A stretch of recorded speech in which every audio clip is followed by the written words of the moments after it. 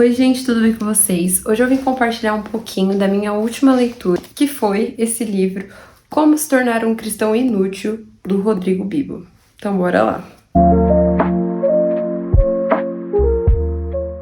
Antes de tudo, eu preciso fazer, essa introduçãozinha.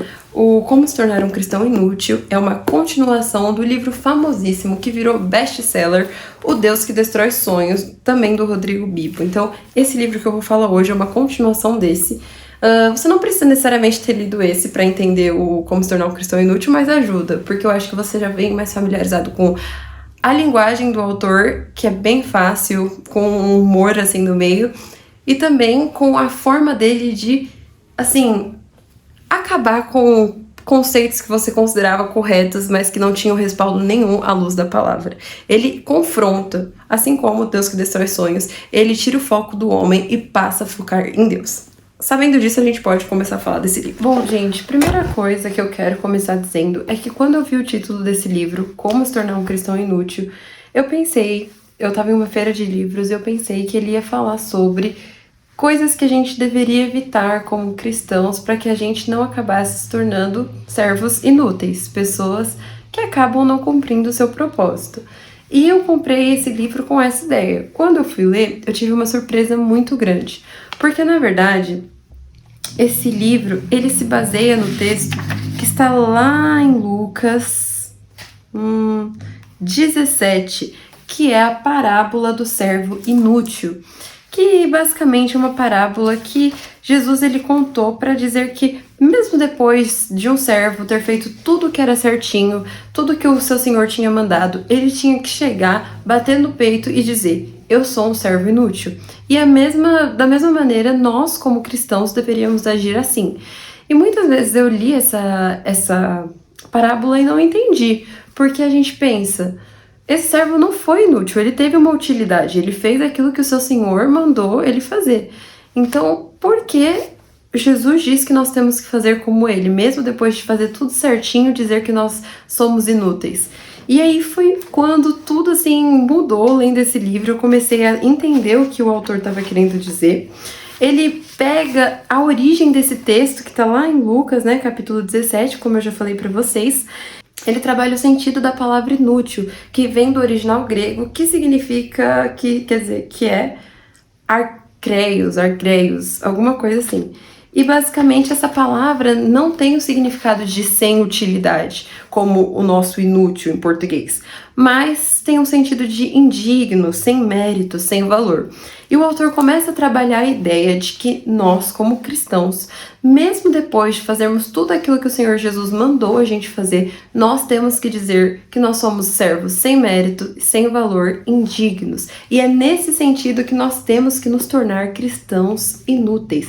Cristãos que não fazem as coisas pelo seu próprio mérito ou porque se consideram bons, mas que mesmo depois de fazer tudo certinho que o nosso Senhor passou, a gente tem que afirmar que nós não temos mérito nenhum nisso, porque nada de bom que nós fazemos provém de nós. Eu acho muito interessante porque ele começa a trabalhar essa ideia sobre sermos servos inúteis, sobre sermos servos que mesmo fazendo tudo aquilo que agrada ao Senhor, nós não temos participação em mérito, nem em boas obras nisso, porque na verdade tudo que nós fazemos são coisas que o Senhor já preparou que nós fizéssemos antes mesmo de fazermos. Ou seja, aquilo que é de bom em nós só podemos fazer pelos méritos de Jesus, pela ação do Espírito Santo. E ele trabalha essa ideia que esse é o verdadeiro cristianismo. Ele critica muito a questão da teologia coaching, que está crescendo muito nos nossos dias, que é essa teologia que usa a fé como uma ferramenta para você alcançar algo, que usa o Senhor Jesus, que usa a palavra de Deus e o Evangelho como uma ferramenta para você realizar os seus sonhos, conquistar coisas.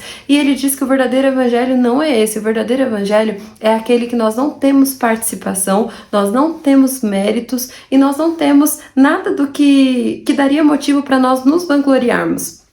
Que o verdadeiro evangelho é a gente entender o plano de redenção de Deus na história do mundo e nós entendermos os nossos lugares como servos inúteis nesse plano. Como assim, Júlia? Entender como nós podemos nos unir ao plano de Deus de restaurar o mundo, que é esse o papel da igreja. E esse autor, no primeiro livro dele, que é esse daqui, ó, O Deus que Destrói Sonhos, todo mundo fala muito bem desse livro, que já abalou, todo o meio gospel, digamos assim. porque o autor vai desconstruindo muitas ideias que nós temos, muitas imaturidades espirituais que nós desenvolvemos ao longo da nossa vida, o autor vai desconstruindo todas elas. E aqui não é diferente. Ele vai desmistificando, eu vou usar essa palavra para tentar expressar o que eu tô pensando. Ele vai meio que desmistificando algumas ideias que a gente tem como certas e não são. Por exemplo, de que Deus habita em templos, sendo que na verdade a Bíblia diz que Deus não habita em construções feitas por homens, em templos feitos por mãos humanas.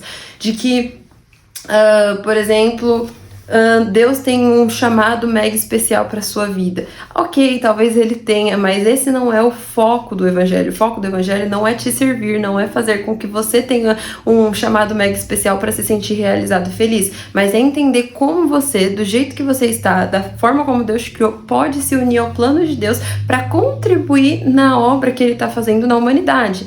Então é um livro que, assim como o primeiro dele, que eu já li, também segue nessa questão de ir matando as nossas imaturidades espirituais e mudando o foco do nosso olhar, para a gente parar de pensar em nós sobre o que Deus quer, para nós entendermos o que nós podemos oferecer para o reino de Deus, como nós podemos nos unir ao propósito dele na humanidade.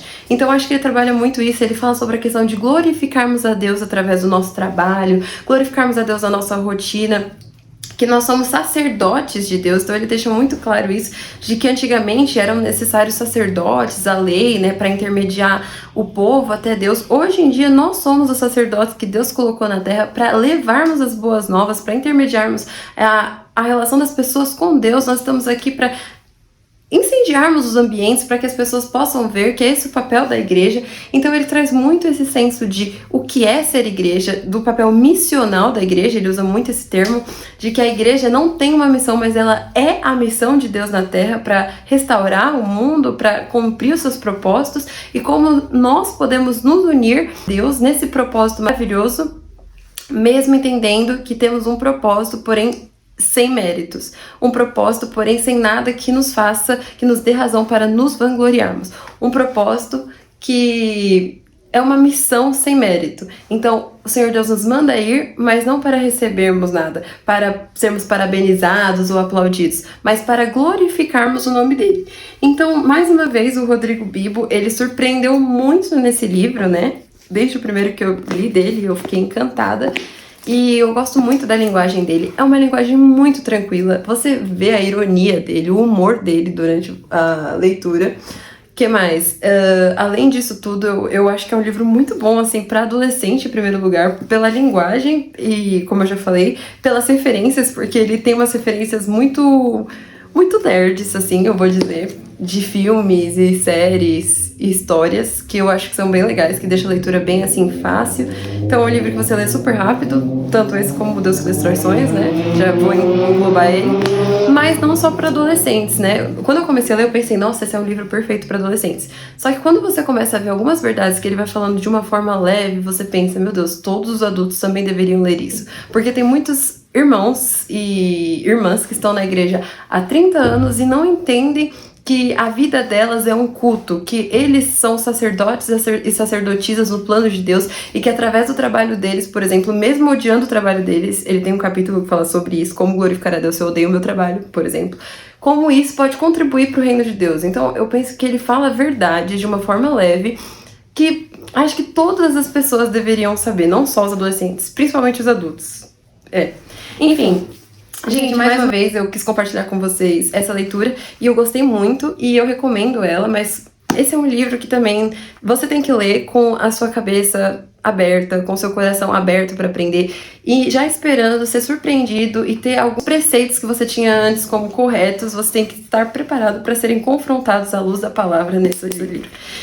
Então é isso, gente, essa resenha rápida, esse resumo do livro, eu espero que vocês gostem, eu espero que vocês leiam esse livro e sejam edificados tanto quanto eu fui. Esse aqui é a continuação, então leiam Deus que destrói sonhos, depois Como Ser um Cristão Inútil, que esse livro vai assim, impactar, né, vai vir de encontro com aquilo que muitas vezes você pensa e muitas vezes coisas que na verdade você nem chegou a pensar, vai abrir os seus olhos e mostrar como o reino de Deus é grandioso e como nós podemos nos unir a esses propósitos do Senhor.